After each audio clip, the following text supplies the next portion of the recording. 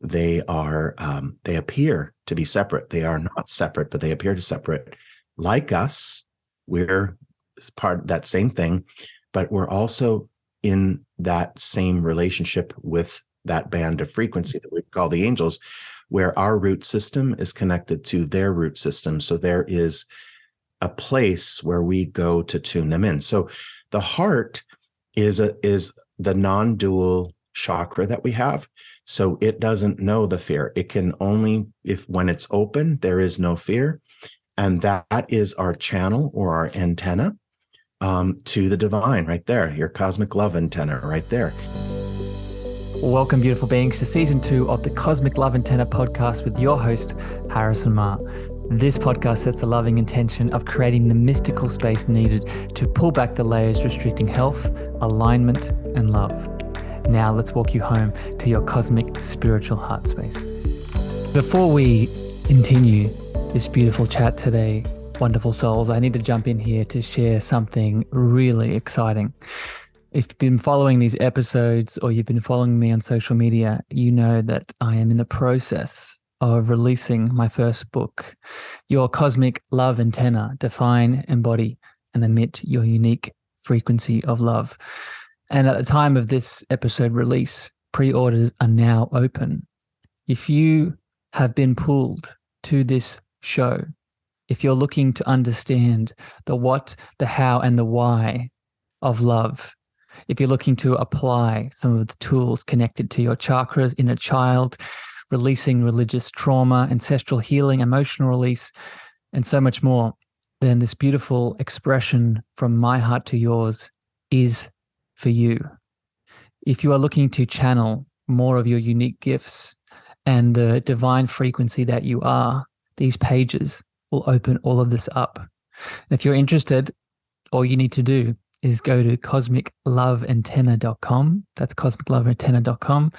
And you can pre-order this book right now. If you pre-order, click on that link, put in your email, you're going to get access to some special gifts that I'm only offering to those who get in before I release it fully. These gifts are going to be some more channeled meditations, activations, and some other surprises from my heart to yours. So head over to cosmicloveantenna.com, pre-order this beautiful expression, and I can't wait to hear how it shifts your life. If you're listening to this after pre-order sales, that same link can be also used to go to the direct purchase link. Sending love, and I hope you enjoyed the rest of this episode today. Good morning, evening, afternoon, beautiful beings. Welcome back to the show and another loving, mystical, spiritual deep dive into a topic that is near and dear to my heart. And if it's on my heart, it's most likely on yours.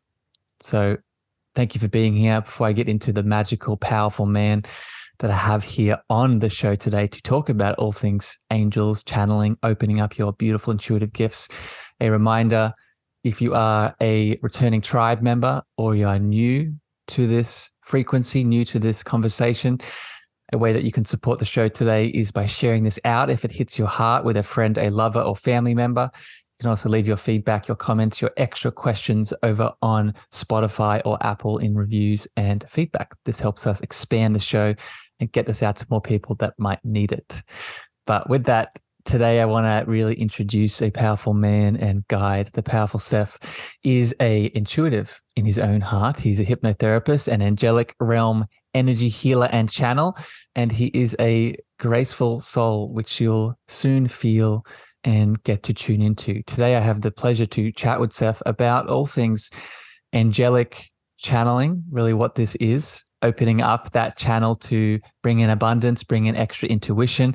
I want to have a conversation around what is the male, the masculine role in this, because obviously we are two male energies, and I think it's very important to highlight.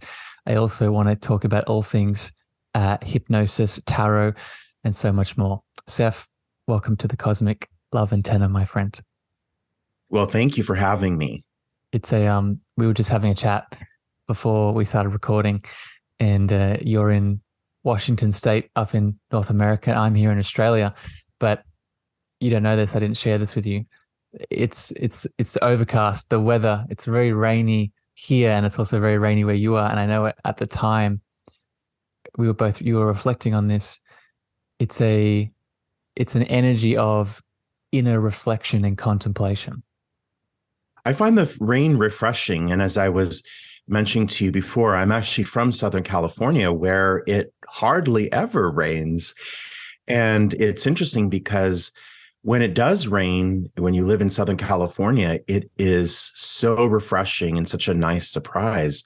And here in this area where I'm at, temporarily, it rains often, a lot. In fact, it's known for its rain. And people are like, oh man, the rain again. And I'm from Southern California. I'm all excited. I'm like, ooh, yay, the rain.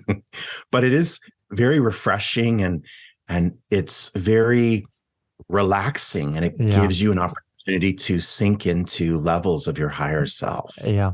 And I, just from a sort of spiritual lens, I don't think that's a coincidence, right? When you think about the energy that is rain, or the symbol that is rain, and its ability to allow our sensitivities and emotions to flow. When we then take that inwards, of course, our intuition starts to flow, because the external is really that mirror of the internal space, right? Mm-hmm. Seph, I'd love to start here before we get into all things channeling and angels and all the beautiful mystical topics. I'd love to know a bit about your awakening. And I know we could do a whole chat about this, but I'm wondering what comes up. I like starting these conversations for people to tune into your spirit, your soul, really getting a little bit of a quick background of, you are this powerful, spiritual, intuitive channeler and teacher and healer. I'm wondering, was this a gradual process for you, or was there a moment, a big pain teacher that came into your life that really helped you see more of yourself? Oh, absolutely. There were several pain teachers, and it all is a matter of how you frame it. And if not in the moment, eventually you get the wisdom and the perspective to be able to reframe it. So absolutely. And I love this part of the conversation, because it's an opportunity for those that are listening to relate their own journey to yours and see the same power in themselves, which I absolutely love. So first of all, I grew up a very sensitive child. And so, it was very interesting, because my dad was a little surprised not to get this little boy that loved to play football with him and go hunting and kill animals and things like that. And I used to cry on the playground when boys were bullying other boys. In fact, I got bullied for the crying. Now, fast forward throughout my life, my mother has Irish heritage. Her grandmother came from Ireland during the potato famine, who emigrated to the United States. And she was very alive and spiritual with the angels and that sort of thing.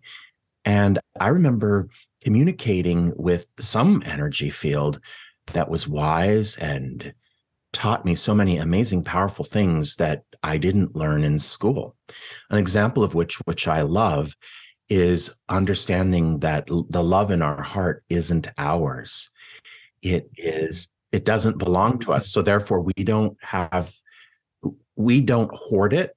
And if we don't allow it to flow through us, then we're the ones who lose out, and taught me how that is in consciousness and that sort of thing. And I was aware of that as a kid. But in order to fit in, I went another path, and success was my goal, to which I achieved. Seph, can I jump in here? Because I want to, before you get into this, the adult life, I want to ask a question about that, the school setting and the bullying and the emotions and the feelings at that moment in time.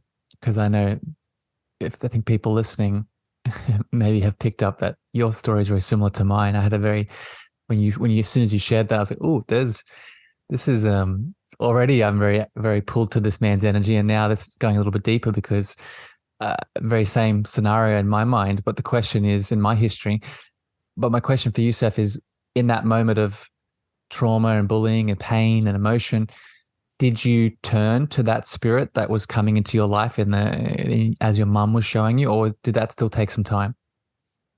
That still took some time, actually.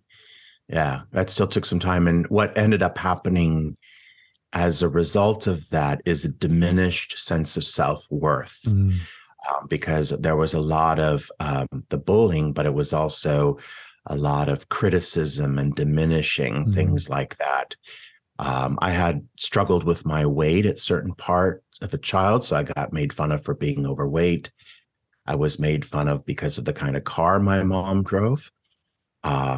There was lots of different things that they picked out. And so every step along the way, my human being was surmising that I am a valueless being, or that I didn't or wasn't adequate in any way or any category. I wasn't athletic or anything like that. And it was separate and more like an escape that was separate from the bullying, where I had the opportunity to be on my own and introspective. And when I was on my own, I got to know certain things, or I just automatically fell into this reflective, expansive state of being. And it was just that I had a propensity to. Yeah. I think Seph, what comes up in me as I'm hearing you speak,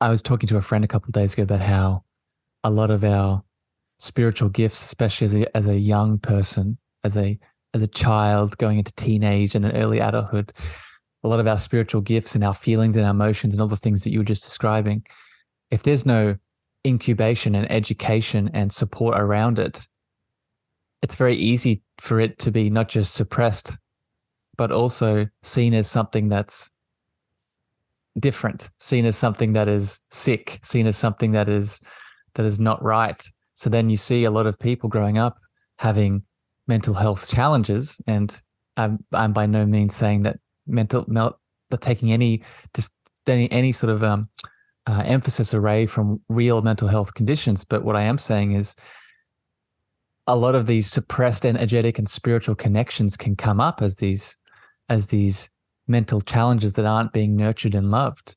So it just, I have a lot of compassion for not just you, but other people in your situation. It's true.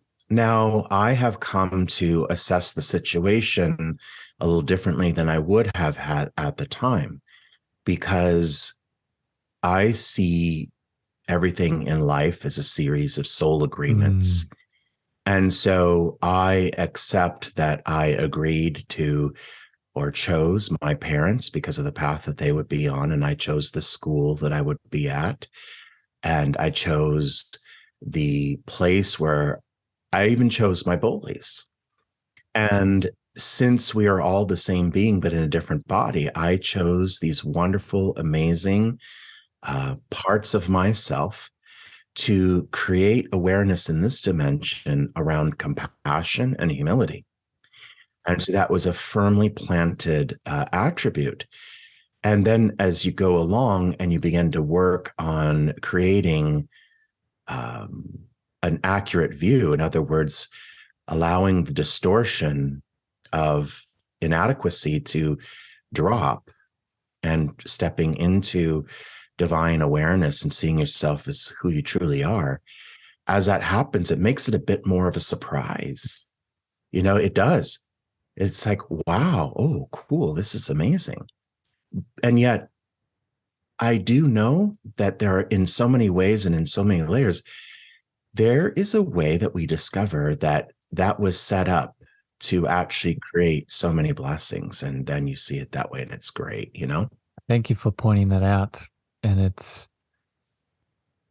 I usually get a lot of images when I do these in my third eye, when I do these interviews. And as you're explaining that, I just got a lot of light coming in. So it's a beautiful affirmation of truth, right? That we all can, and it doesn't have to be in hindsight either, right? It doesn't have to be, hindsight helps, but if we, in the moment, in the pain itself, we can open ourselves up and ask, right? Is this, I know it's hard for a lot of people, especially if we're getting taken away by the emotions, by the thought forms, but it's very I'd encourage people listening, when the pain teacher arises in any form, if we can surrender and lean into it, often there's more love and divinity there, as Seph is saying. But Seph, let's jump forward a little bit here. And you're heading into your professional life, and I want to sort of tap this into the first question I have for you. And it is around sort of angelic realm, angelic consciousness channeling. So maybe you can explain, one, what that is, and two, how did you sort of land in that space? Well, I think starting with how I landed in the space, it actually gives some framework for anyone at any stage in developing this, whether you're outside and skeptical or whether you're already in the circle. And that is, at the time that I was introduced to the angels is I was in the middle of, having a great big setback with my work, but also I found myself in a one-sided relationship, and that one-sided relationship was ending. It was very unsatisfying to have given all of myself to someone, have it not reciprocated, and then have them reject me in the end, which so many of us who have these gifts have such an inexhaustible ability to give that we'll find ourselves at some point in one of those relationships, either platonic or otherwise.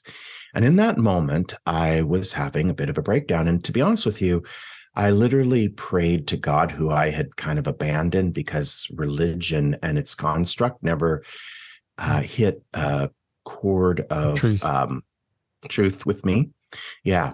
I never, to frame what I mean is so that it's taken correctly, I noticed the absence of love in the religion that my family practiced. And I knew that God was unconditional love, or the creator is unconditional love. And so I knew fear, the fear that was propagated in that religion, to be the antithesis of love, which is God. So you can't teach to me about God, who is love, by trying to make me afraid, which is not his energy or its energy. So I knew that as a kid from all of that, that what would have been later understood as channeling as a kid. So I actually said a little prayer, and I said, all right, God, I don't want to be here anymore. Just take me. I'm not going to do it. I'm not going to shoot myself. I'm not going to do anything like that. But, if you're going to give me what I want, I don't want to be here anymore. I want to go back home. And the minute I said that, I knew that I wasn't going to get my wish. And I said, all right, you know what? Fine. I know you're not going to do that for me. Then I want my angels. Never seen them, never heard them. I'm told that they're there, and yet I've never seen them, and they're not doing a very good job right now. So I want a very... And Seph, just a quick question. Your only reference on angels at this point was religious teachings, correct? Mostly my mom talking about angels, because she's has that Irish in her, and Irish people are very big into the energy beings. Yeah. If you've ever been to Ireland, it's a very mystical place. I haven't been, but another similarity that we have, my dad's side is Irish heritage. So it's as you speak, I haven't in this incarnation, in this lifetime, I haven't spent time there yet, but there's a lot of truth moving through me. So yes. Oh yeah, no, absolutely. When you get off the plane, your heart chakra is wide open, and they call it the Emerald Isle. And it's considered the heart chakra of the world. So interestingly enough, so I said, if I've got angels here, I need actual tangible proof. I don't mean like everything's going to be okay, blah, blah, blah. I need to see, feel, hear something. I need something to actually move in my 3D reality, or I didn't say 3D reality, but I need something to move in the real world to actually make me know that there are angels there. And at that moment, I felt something touching my body, as if there was a being touching my body. And I was overcome with peace. And as I was overcome with peace, I heard something inside that was coming from another being, but I heard it, and it said, everything is going to be not only okay, but better than okay. So I went to sleep feeling very peaceful. And the peace that I was overcome with had nothing to do with my ability to shift my own thoughts into peace. I was given a dose of some form of love or energy that raised my awareness into a place where I could have peace. And it wasn't from me, it was from a healing force. And if that wasn't enough, my dog and cat, I could feel the energy around me, like encircling me. And my dog and cat jumped up on the bed and they started looking around the room as if they could see them too. And so they were looking straight at them and looking around like they would when there was a person, people there. So I thought, well, that's cool. I'll never be able to tell anyone about this because they'll think I'm weird. And then the very next day I was getting dressed and I heard like, hello. And I'm like, hello.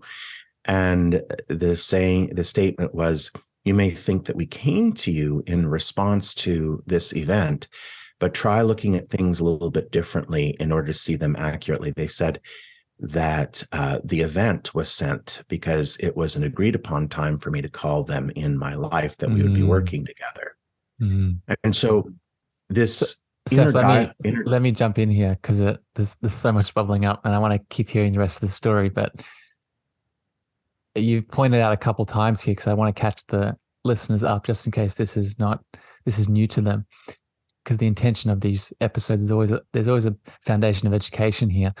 And you've brought up the relationship to the heart and angels multiple times already in your beautiful experience.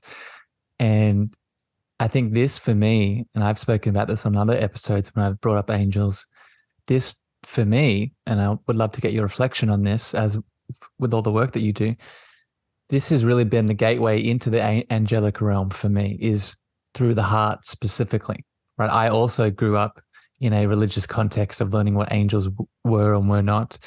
And not only did I see them as another extension of that fear consciousness and unworthiness outside of me that I need to prove myself to ask for them, there was also a disconnect of that love. But now in this experience that I'm in, every situation that I've had with an angelic consciousness, whether it's my own or it's an external entity, it's always been through the heart. It's always been straight into the heart space and the heart consciousness. So I'm wondering, why do you think that is, my friend? Why does angelic consciousness speak so directly into the heart space? I love that. So it's interesting. I actually teach a course. I do group coaching where I teach people how to have a deep connection with your angels so that you can navigate life with their guidance, because they are there to guide us and they're there to help us manifest and all of that. And the first and foundational module that the angels asked me to teach is about love and its relationship with the communication and the heart. So it's funny that you say that, because the first class we dive into this topic and the angels asked me to start there. And one of the things that I teach when I teach that, and first of all, I'm going to give credit back to the angels because they ask me to relay what I teach. So it's not my teachings, it's theirs, and they teach through me. But they use the reference of a radio tune-in, and they use the reference of frequency. And it's so interesting because we're accustomed to the modality of radio when we want to listen to music. And for those of us old enough to remember, when you would actually manually tune a dial, which would then tune in based on frequency, and then we would receive a channel, a radio station channel. And the same thing is true with when we use the reference of channeling, we're receiving a remote signal through, let's say, waves on the quantum field. Same thing, but only it's internal, right? And I always find it very interesting that we believe that we could have the technology to put a wireless router, in our room and receive, open up our computer and check out the latest features that, that are on a car we want to order. But, we can't believe that our divine beings that are created by the Creator could use that same sort of emulate that same thing to speak to us. But I think that, Seph, just to jump in there, I think a reason for that, and I want you to keep going, but I think a reason for that is that fear consciousness that you were talking about before. We don't feel worthy. We don't feel like we can be that radio. Like you said it so quickly because you're so obviously so confident and proficient at this. But what you said was, I am the channel that relays their divine truth. Most people would have trouble even saying that sentence, let alone embodying it, right? So sorry, keep going. Just wanted to add that in. Yeah, and we're all getting there because we're all leading each other there, which is so Yes. beautiful. Some of us have just asked to be the way showers, which is great. And everybody has it in them, which is amazing. And Yes. when we do actually allow ourselves out of the fear consciousness in order to actually see beyond what we have been taught to stay in fear, then we actually get the opportunity to see what's really there, which is more amazing than we can possibly imagine. But the angels use that sort of frequency analogy, and it's not such an analogy after all, because the same principles as above, so below with the radio dial is that when our heart is actually open and in the frequency of unconditional love, now we're in the same frequency on the quantum field as the angels themselves. And the angels, just for clarity, because people always ask me like, well, who do you talk to? And the angels is a band of consciousness that Yes. exists at a higher frequency. And while we can have a relationship with Raphael and Metatron and the Gabriel, and I even have Nancy, the parking angel, who's very helpful in Los Angeles, where it's very difficult to park. But Nancy always comes to the rescue. At any rate, they're all still part of a band of frequency. And I use the analogy of the forest because underneath the ground, all the trees in the forest have the same root system and they're interconnected in one organism. Yet above the ground, they appear to be separate. They are not separate, but they appear to separate. Like us, we're part of that same thing, but we're also in that same relationship with that band of frequency that we call the angels, where our root system is connected to their root system. So there is a place where we go to tune them in. So the heart is the non-dual chakra that we have. So it doesn't know the fear. It can only, when it's open, there is no fear. And that is our channel or our antenna to the divine right there, your cosmic love antenna right there. I see what you did there. I see what you did. Yeah, I love it. Yeah. Seph, let me flow in here. So first of all, it was a beautiful explanation. And I think it really pushes through a lot of confusion, not just that fear consciousness that we were already speaking about, but also the personification of the angels, or the man, the sort of, what's the word? The putting the man symbol or the human shape on the angels. And I think that can be valuable to a degree. And we may get to that level that we can have that dynamic and see them in certain forms. But the deeper truth is what you're saying in terms of that angelic consciousness, and most importantly, our relationship to that angelic consciousness. Now, I'll give an example here. I teach about how we have different subtle energy bodies, and we're all familiar that we have a physical energy body, we have a mental energy body, we have an emotional energy. They're the ones that most people, even with little understanding, they can push through, right? They can get a concept of. But I think what most of us don't accept and don't understand is that we also have an angelic energy body. We have a piece of our multidimensional being that is angelic consciousness, that we have angelic consciousness. So when you say that we can tap into that field to bring them into our heart space, it's because we also have that same consciousness that is us, that allows them to come in to interact with. Would you agree with that? Oh, absolutely. And of course, one of the places that I hang out and live in is Sedona, which is a globally recognized spot for conscious people. Yeah, it's a very amazing portal, and it's probably becoming one of my primary home spots as a digital nomad doing this work. And you can be in a room with people who are like, well, but I'm from this planet and I'm, a star seed from this, but I'm come from the angelic realm. And it's very interesting because it's all the same. And there's no distinction whether you came from a planet in this star system or whatever. And it's interesting that we're recognizing that we're not limited to the form that we see in the mirror. We're getting ready collectively to take it a level deeper and realize that there is still no separation in that sort of star seed earth angel conversation. And I'm going to say this and pop this in there, but I'm also noticing people beginning to see the truth behind the every opposing polarity conversation that has been heightened in the last few years, be it political, conservative versus liberal kind of thing, or be it any conversation about the events that are taking place or that seem to be taking place, however you want to interpret that. And people are kind of coming back to like, wait a second, none of this matters if I'm not connected to those that I'm truly connected to. So I'm starting to see that boomerang come back. And for those that aren't, be encouraged, because it's out there, it's happening. It has to, because of the unity that we are. We can't be separated. Yeah. Yeah. So.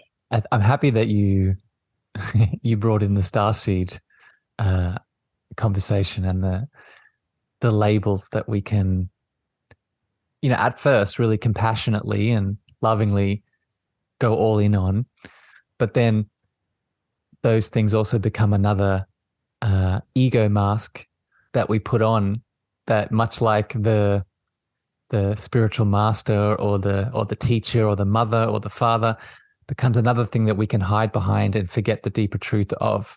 So it's a very big distinction, I think, for people listening, because I've talked about it on this show. I've talked about the value of really acknowledging the history of your soul and all of that.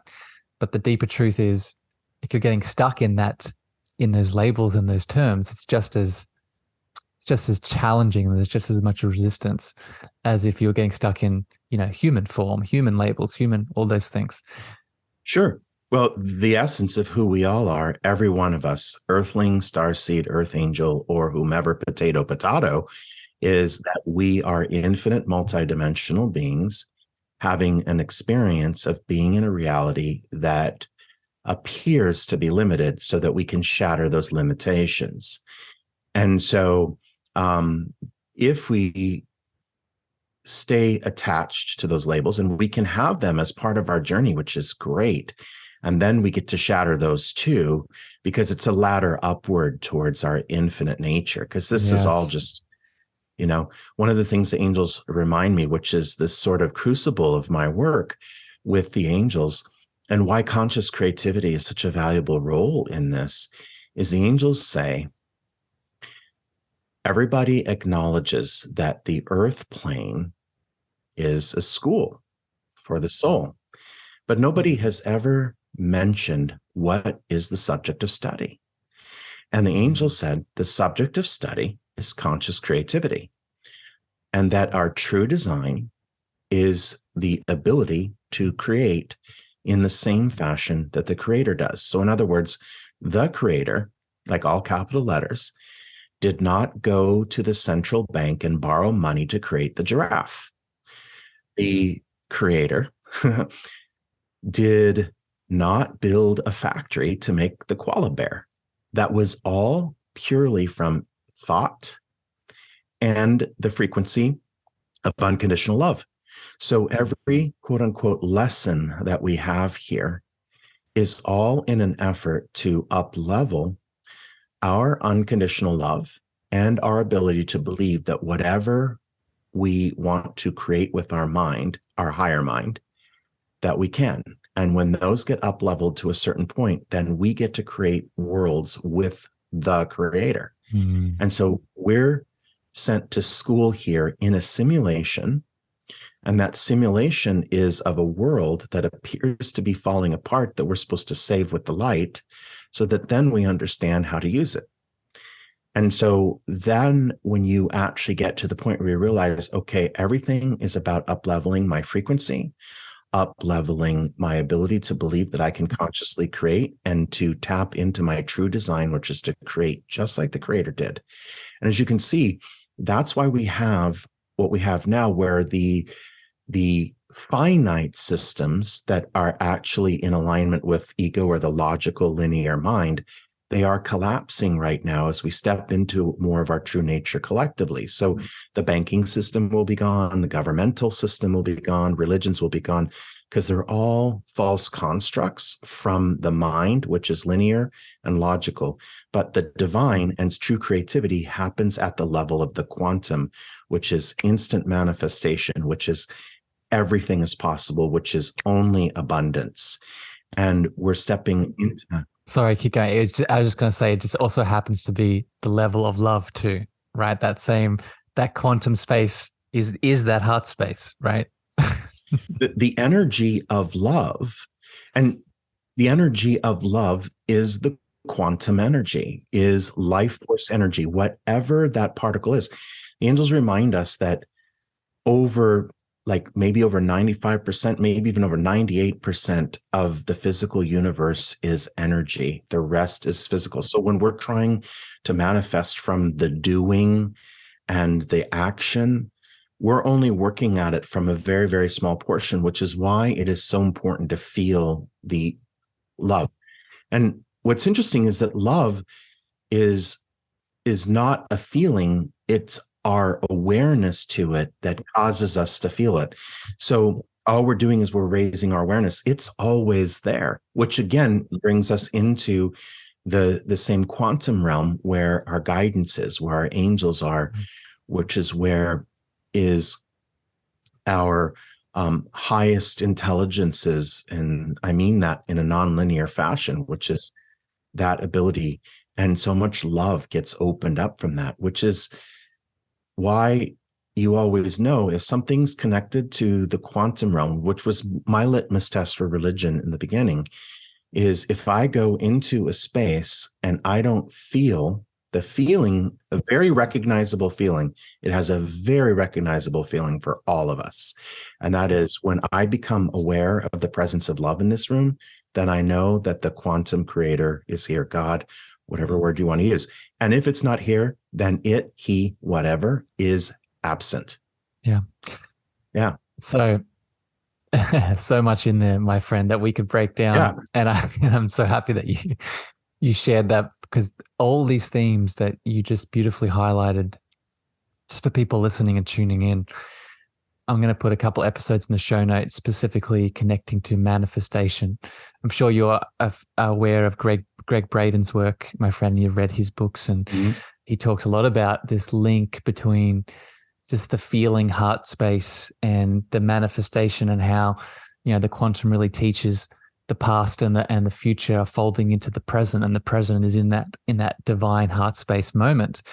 And coming back to angels and channeling, and this is also all done in that heart space, right? It's a reason, and I'm happy you made the distinction. One of the things that you expressed was, this is not a linear. When we connect to our higher self, or we are channeling angelic consciousness, or we are connecting into God, which again we can sometimes see like there's this tier and ladder.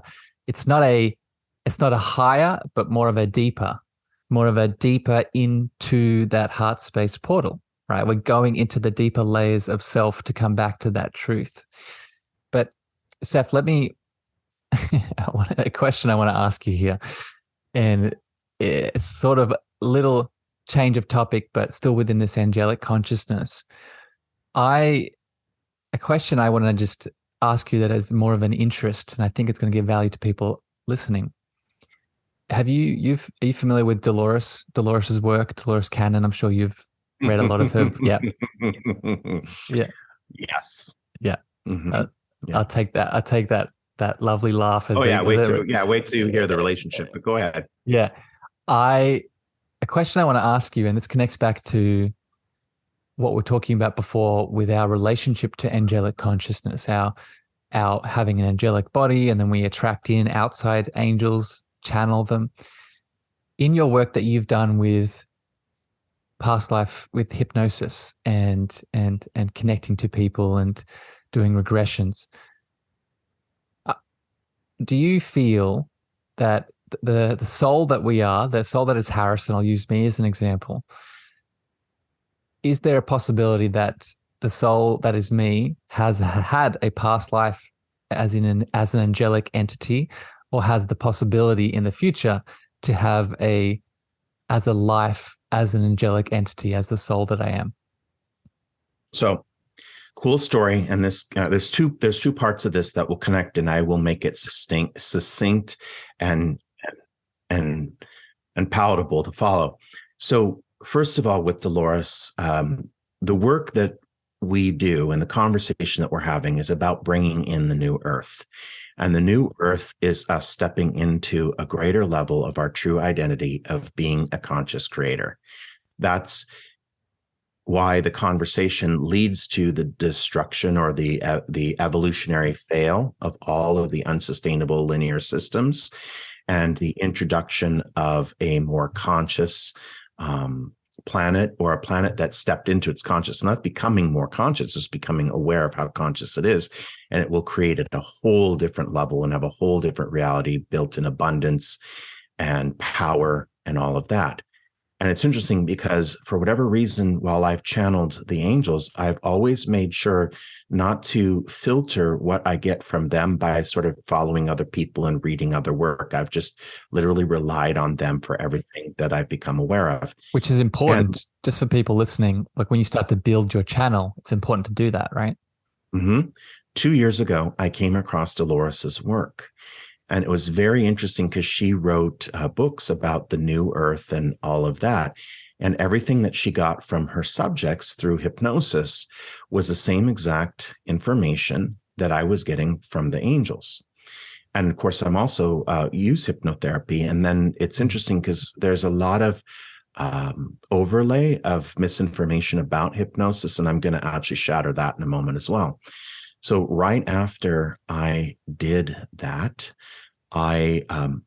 Dolores came to me in a dream, and she says, "I'm watching over you because you're doing the same work." Was she alive? Was she alive at this point, or she'd passed?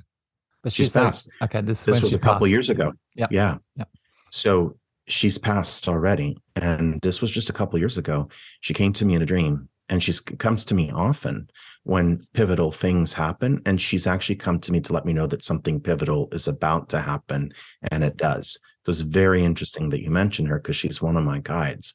Now, the interesting thing about hypnosis is this. We're talking about consciousness and the quantum field, and we're talking about all that, how love is that quantum field.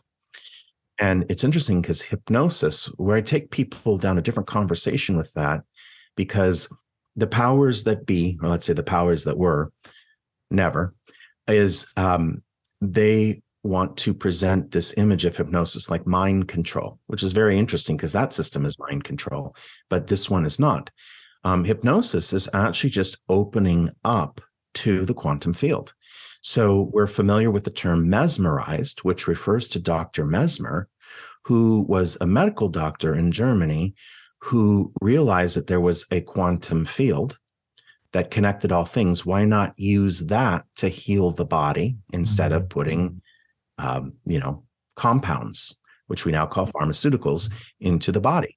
And so he discovered a way that by opening up to the quantum field, we allow that created the body to heal the body, and it works successfully. Now, those that profit from a different system would like to have you know that this ability to open up to the quantum field, which could be called God if you want to call it that, when you open up to love, God consciousness, that whatever it is that is out of alignment will come back into alignment without having to stick something down your throat. You'll heal. Yeah. Completely, because you'll come back into unity with who you truly are, which is a citizen of that quantum field. So when we ail or when we're ill, it's when we have forgotten that we are a citizen of the quantum field and not a citizen of this realm. This realm is a simulation. And that's where the correction takes place. And the correction is the healing. The angels said to me when they first came to me, healing is not fixing something that's broken. It's about coming back into alignment with your authentic or self. homeostasis and balance, right? Yeah. So if you have a disease like cancer that leads you to reconnectivity to your authentic self, that was the purpose of that message. You didn't heal from cancer. Cancer came in and tapped on your shoulder and said, hey, get back into quantum citizenry. And that's what it was for. But if you take the journey on your own, it's the same healing journey in that sense. Yes. Beautiful. So with that understanding, my friend, what is your perspective on the angel incarnation element? Have you seen that in your experience, or what are your theories on it?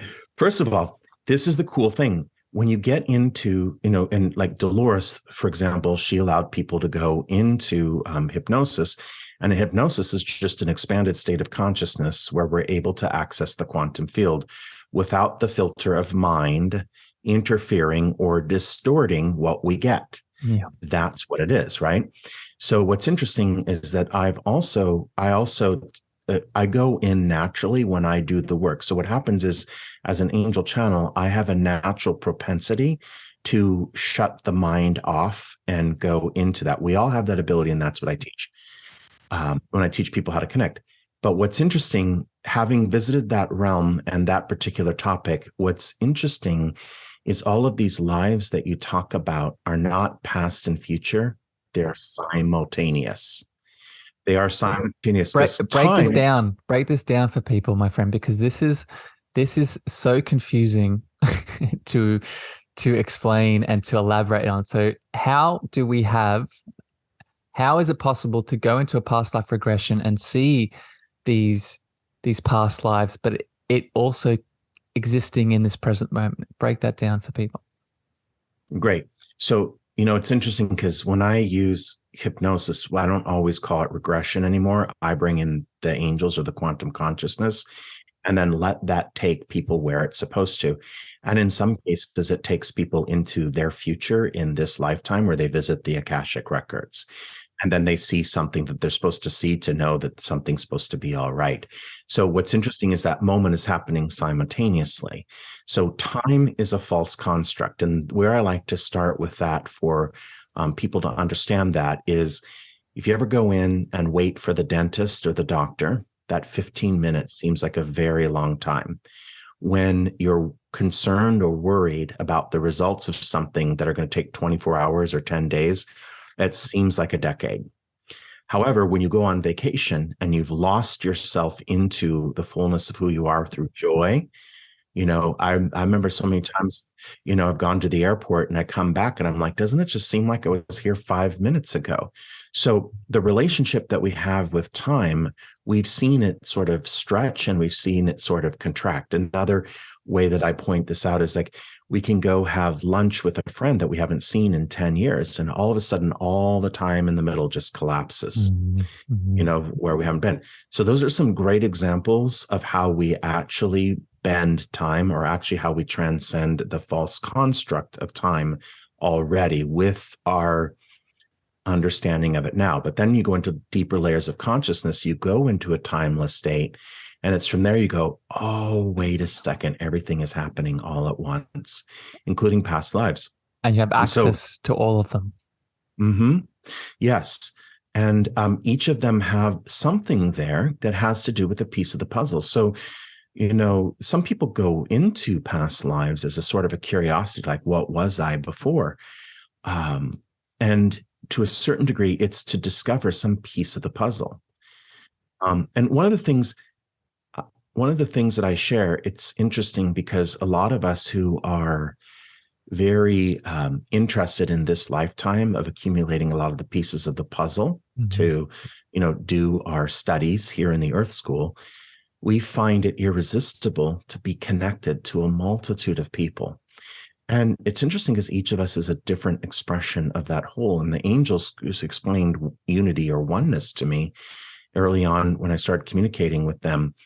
And what they mentioned is that each time we meet a person, whether that interaction is what we would call positive or that interaction is what we would call negative, either way, we actually get another piece of the puzzle out of it. And a lot of people who, like right now, I'm a digital nomad, and I realized that it's not because I need to be in a certain city to bring the angels to someone, but each time I go to a different place, I get another piece of the puzzle. So those of us who are on this path are finding ourselves in some way or another bringing in so much multiplicity. And without that multiplicity, whether it's probably like you speaking to so many people around the world through your work or whatever, it has to have that bring you into all of these different interactions because of the opportunity to put together the puzzle and regain more of your quantum nature. And it's beautiful, Seph. It highlights a couple things. So thank you for breaking down the quantum folding in of the past life concept there. And it really, what bubbles up in me when you share that is an emphasis on really trusting. Like if you are feeling the pull to maybe go spend time with you, for example, and connecting into the angels and doing a session to connect to that consciousness, not forcing what you think should happen. It's so easy within the past life conversation that I've noticed, even in my journey, to think that we need to see a certain thing and that is our answer forward, versus trusting, having the intention and allowing whatever needs to come up for our highest good, right? It's a detaching from that linear perspective and allowing whatever needs to flow. And it really matches with that folding in on itself, because now not only are we moving away from linear time, we're also moving away from linear expectations of I need to do this and then I'm going to do that and then it's going to equal that. And it's really not, that's not the world that we live in. That's not the new earth that you've referenced a couple times. Correct. And this is why present moment awareness and present moment being is such a powerful creative attribute. Because when you are in this moment and this moment alone, you have now actually reclaimed the most powerful part of your creative ability, which is the present moment, the divine now. And it's interesting because as we sort of say, well, this is going to happen or this did happen, and we start actually playing with the false construct of time, then we sort of disperse that energy. But if we are just in the moment, which is why heart and mind cohesion is so powerful, because it allows the heart to actually integrate with the mind so that the logical, the ego, the linear mind isn't at the driving wheel. And that the heart, which is the powerful aspect of us, is steering the conversation, steering the experience. And what always happens when we get into heart and mind cohesion, the first thing that we do is we do this. Oh, yeah, we let go. And then we find the beauty in the now. Yeah.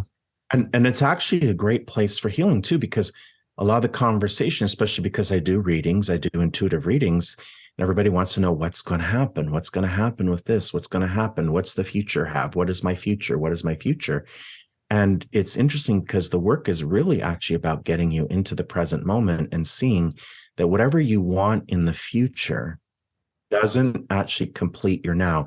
And the cool thing is that the minute you become in the present moment and nothing in the external world actually makes this moment better or worse, then what's interesting is the external world will start to dance with beauty and magic for you. Yeah. Well, I think another way of describing that, and I want to jump to another question here, but I think another way of describing what you just beautifully outlined is it doesn't add to our current experience, because we start to bring that experience to the outside world, right? We start to realize instead of importing from the outside, we start to export from the inside, right? We start to connect to that consciousness that we've been talking about this whole time and realize, oh, now I have a choice to not just feel it within me, but now I have a choice to allow others to feel it around me, right? To step into a room and share your frequency, to export it to the collective evolution, right?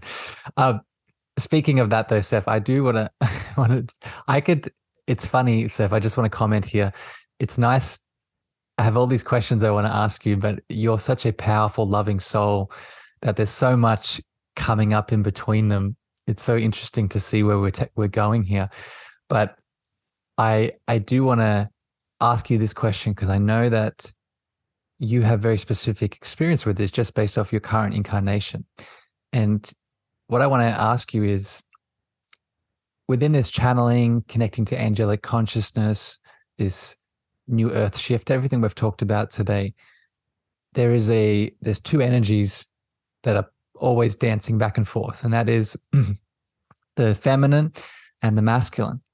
And I'm wondering if you could speak to, in your opinion, the role of the masculine in everything we've talked about here today. And let me give a bit more context. What I mean by this is, you're in a male body, right? I'm in a male body. And I've noticed that the percentage of men, and maybe this is an illusion, but this is definitely my experience, the percentage of men that are sort of opening up to these channeling, intuitive, mystical, sensitive, emotional abilities, it's quite less at the moment than a lot of the powerful females out there doing the work.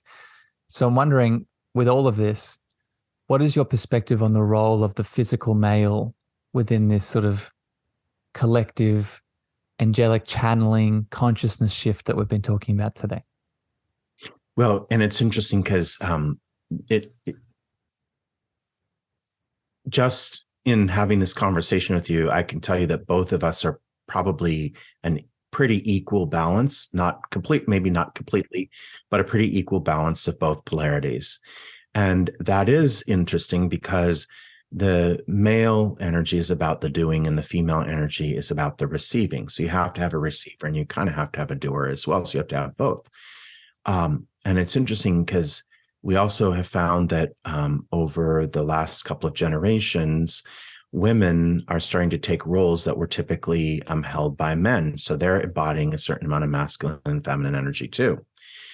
And one of the things that I noticed is that the trend of elevating consciousness began with those who embody a great amount of female energy and is actually moving through the spectrum, if you could call it that.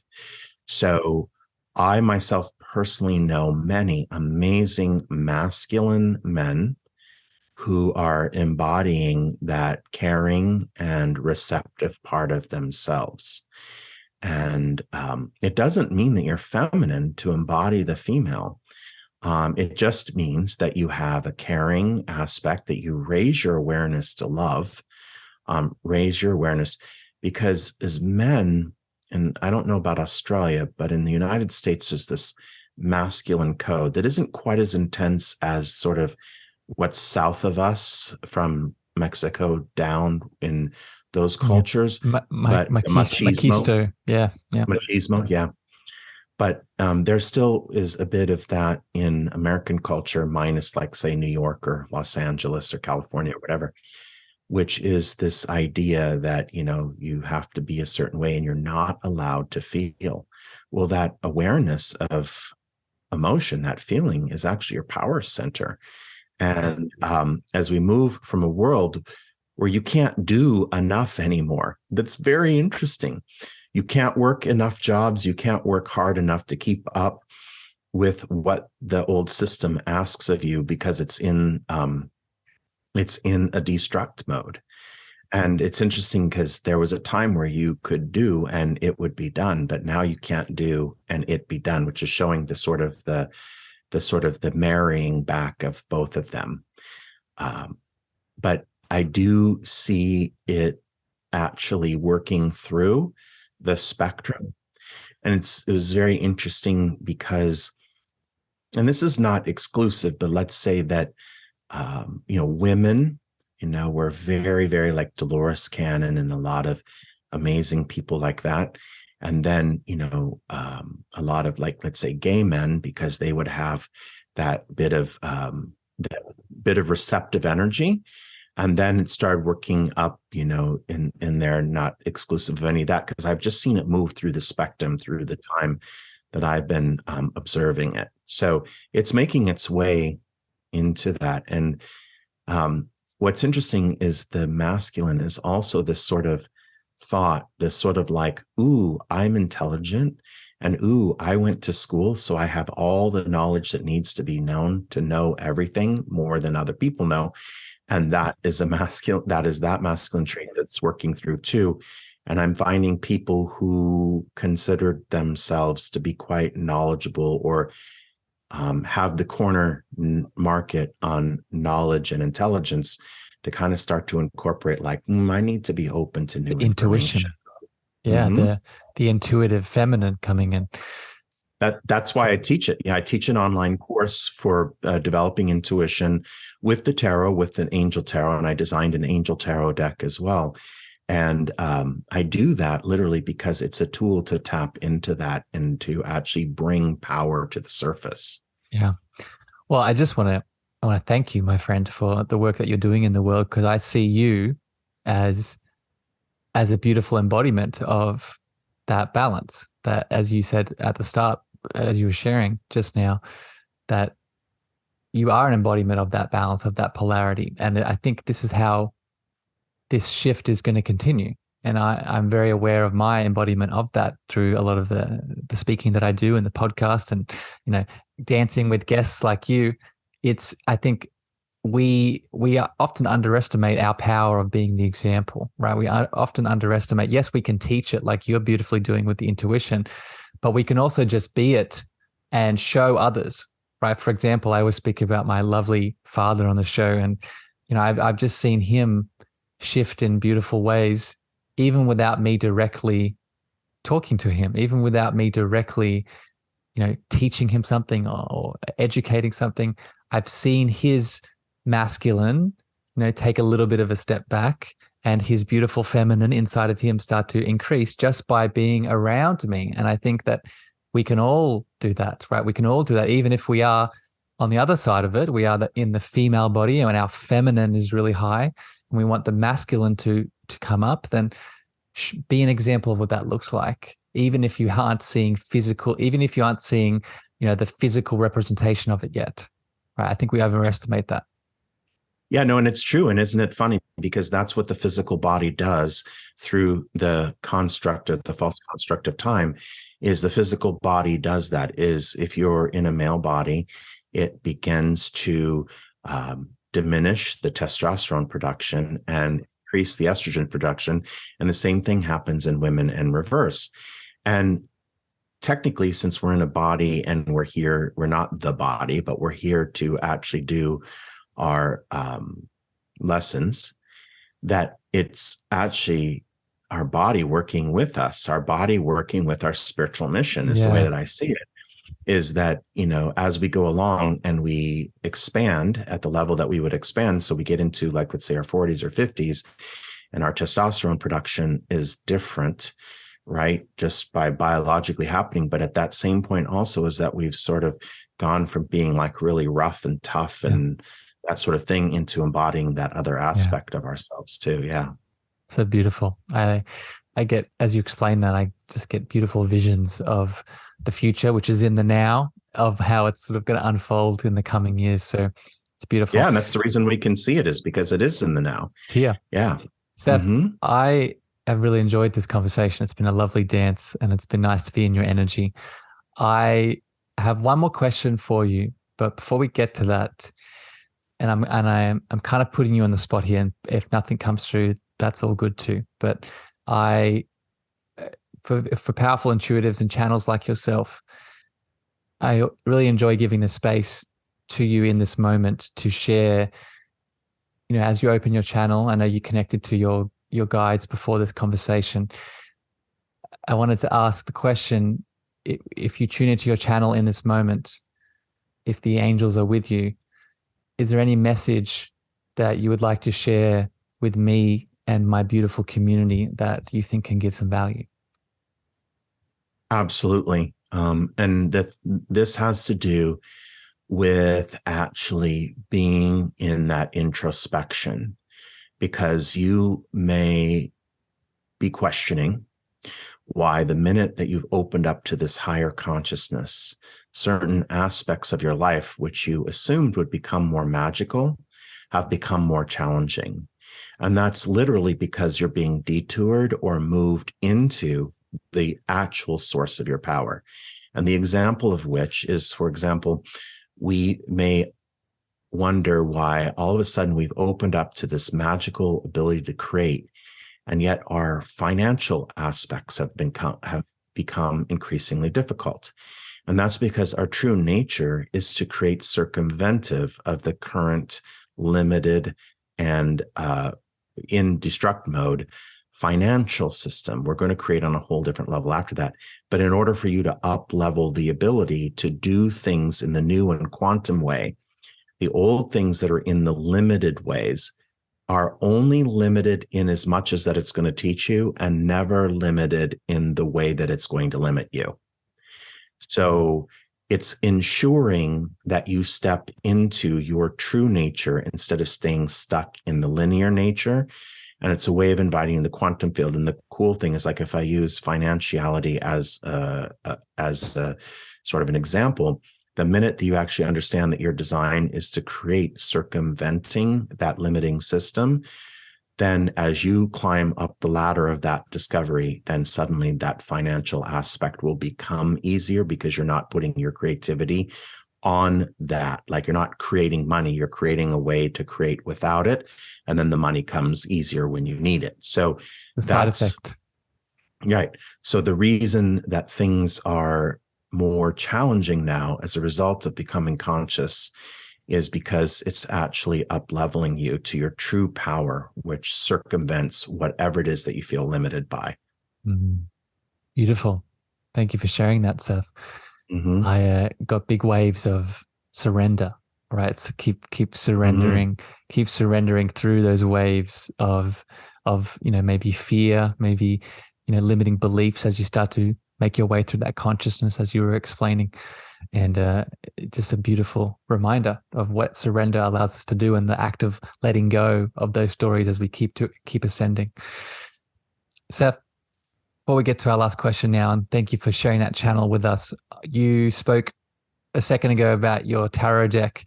If beautiful souls listening, tuning into this conversation today have got value, have been pulled to your magnetizing energy and consciousness, and they want to reach out to you, they want to find out more, where would you like to send them? You have a website, you mentioned courses. What comes up? Yes, my website. Thank you. And also I wanted to express that it's amazingly powerful and enjoyable to be here and in conversation and connection with you as well. And your amazing ooey gooey sparkly energy. I love it. So the guests would go to my website, which is talktomyangels.com, myangels.com. And from there, you can sign up for the course, the Angels and Tarot Masterclass, where I teach you how to tap into your intuition using tarot and connecting with your angels. Also, you can get on the wait list for when I teach, do group coaching. Events wait list will get you on the, to let you know when I do another group coaching class, where I take a limited amount of people at a time and teach them what I know about connecting with the angels for the purpose of creating a better reality for yourself. The deck is on there. The deck is offered on there. You can order the deck on there. And if you're outside the US, just sort of send me a message first so that I can calculate the right shipping costs. But I love to have the deck all over the world. And also for sessions, hypnotherapy sessions that I do via Zoom, and readings. You can schedule a session there as well. I think it's another benefit of connecting into angelic and quantum consciousness is there's no time and space. We've talked about the linear aspect today. We've been talking about the physicality aspect of it, and we can do it anywhere, right? Because we are here in the now. So me connecting to Seph on the other side of the world is like him being here in this space with me. It's the same thing. For everyone listening, I'll put all those details in the show notes as always, so you can just click on them. You can open up your player and you'll see Seph's website. You go straight to all those details.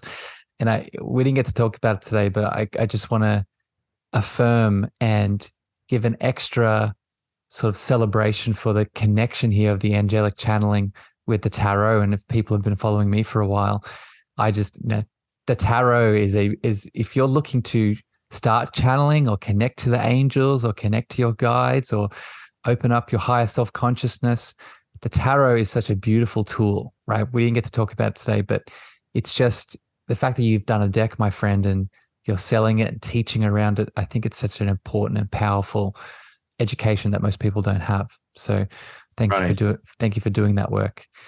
Thank you. You're welcome. The last question, Seph, before I let you go here, this is, and I'm already excited about what your answer is going to be to this, but the question I have here is, this is the cosmic love antenna. And I spoke about at the start, much like you, I grew up in a religious upbringing, household, school system, and I was very disillusioned with my higher power, my God, being taught to me as a man on a cloud outside of me keeping score. And I became atheist.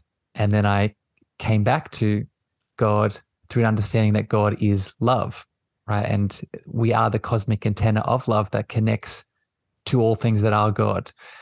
So I'm wondering, my friend, how do you define that love word in your reality?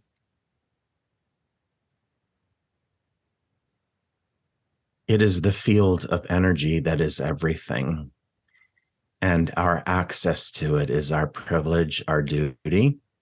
And it is our ability to understand it in this simulation. But it is everything. It is the creative force. It is everything that is. Mm. My friend, I love you very much. Thank you for spending time. I love you too. Thank you for spending time with me today and sharing your frequency. Beautiful beings out there listening in the podcast world, thank you for giving us your time, your attention, your love. If this brought you value, please share it far and wide with a friend, a family member, and a lover. But regardless, we love you unconditionally. And until next time here on the show, we'll see you very soon. Bye, everyone. Before I leave you today, beautiful beings, I'm so excited to share a special announcement just with you. On the 20th to the 23rd of April, 2023, I and a fellow guest of the show, the beautiful Ali Paws, will be hosting live in Tulum, Mexico, the Cosmic Heart Tour. And I have Ali here with me now in this moment. Ali, I wanted to ask you, from my heart to yours, why should the beautiful souls listening come and join us in Mexico? Well, when I hear Tulum, Mexico, well, I guess it's a yes for me, no matter what, because I feel like a lot of us in the last, it's been a couple years since we've been through this traumatic, whatever you want to call it. And also those in the Northern Hemisphere, particularly Canada, has really long, hardcore winters, and it can be cold and lonely. And I think a lot of us are craving this community and this healing, sacred space and travel. I haven't traveled in so long. So the fact that we met on Clubhouse like 2 years ago, and the people listening to us in our rooms, our events, have now connected with us, and we have the opportunity to meet and share our gifts together in a beautiful place in Tulum, Mexico, is unbelievable to me. I'm just to the moon. So there's a lot of different reasons. Those are what I'm excited about, as well as being able to share what I call my medicine that has helped me, which is the yoga, the meditation, the craniosacral, and our book that we're birthing. So I think there's a lot of little gifts and nuggets people can get from this experience. I've been doing retreats since 2014, and this healing immersive experience I know the power behind them. I know what goes into them. I know what people get out of them. So I'm just excited for whoever's coming, really. I mean, I'm excited to be actually facilitating something live because I've been doing everything online. And the fact that I can be with you, my dear friend, I'm ecstatic about it. So I invite you to join us in Mexico. Join us for some meditations, activations, yoga, craniosacral therapy, a book release, a live Q&A, poetry, and so much more. These spots are going to fill up super quick because our intention is to make this exclusive and intimate. So please DM me Cosmic Heart Tour on any of my social channels. That's Cosmic Heart Tour on any of my social channels, Facebook, Instagram, TikTok, LinkedIn, and we'll book in a meeting so you can join the love. I'm so excited to connect with you in the flesh. Thank you for listening to the Cosmic Love Antenna with me, your host, Harrison. If you gained value or this episode hit your heart, please remember to share this out with a friend, a family member, or a lover. You can also leave your love over on Apple reviews and Spotify star feedback, and this helps me spread my frequency to more souls in need. Finally, if you want to connect with me deeper, want to reach out, interested in coaching, please follow me on Facebook, Instagram, TikTok, and LinkedIn at Harrison Meagher, Meagher spelled Meagher. Sending you so much love.